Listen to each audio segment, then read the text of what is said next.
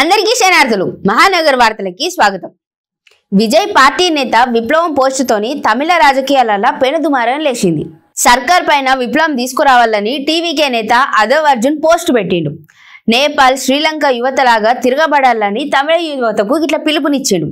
పోస్టును ఖండించిన DMK హింసను ప్రేరేపించడమే దీనికి కారణమని ఇట్లా విమర్శలు వస్తున్నాయి.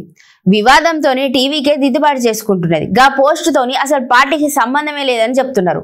అసలు ముచ్చట ఏంది అంటే, కరూర్ ఘటన పైన సిబిఐ విచారణ జరపాలని హైకోర్టులో అర్జున్ పిటిషన్ తోని తమిళనాడులో నటుని విజయ్ నేతృత్వంలోని Tamilaga Vetri కలగం TVK party senior నేత చేసిన ఒక సోషల్ మీడియా పోస్ట్ వల్ల తీవ్ర రాజకీయ దుమారం రేపింది.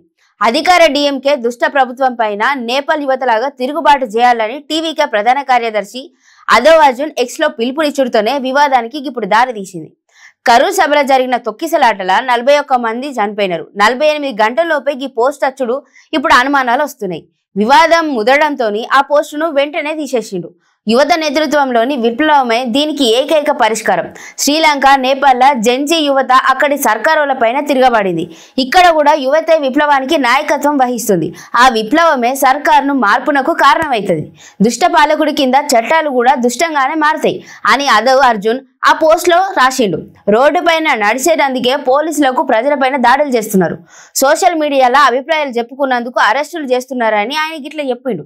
అదవ్ అర్జున్ పోస్ట్ పైన డిఎంకే తీవ్రంగా స్పందించింది. లోక్సభ ఎంపీ కనిమొళి ఈ పోస్టును బాధ్యతారహితమైనది అని అభివర్ణించిండు.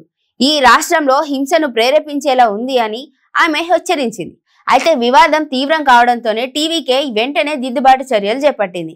ఈ పోస్టుతోని పార్టీకి ఎటువంటి సంబంధం లేదని, అది అర్జున్ వ్యక్తిగత అభిప్రాయం అని స్పష్టం చేసింది. పార్టీ గాని విజయ్ గాని ఎన్నడూ ప్రజలను హింసను రెచ్చగొట్టడానికి అసలు ఆ టీవీకే వర్గాలు చెప్తున్నాయి. ఆయన అసలు హింసకు ప్రేరేపించడు అని చెప్తున్నారు.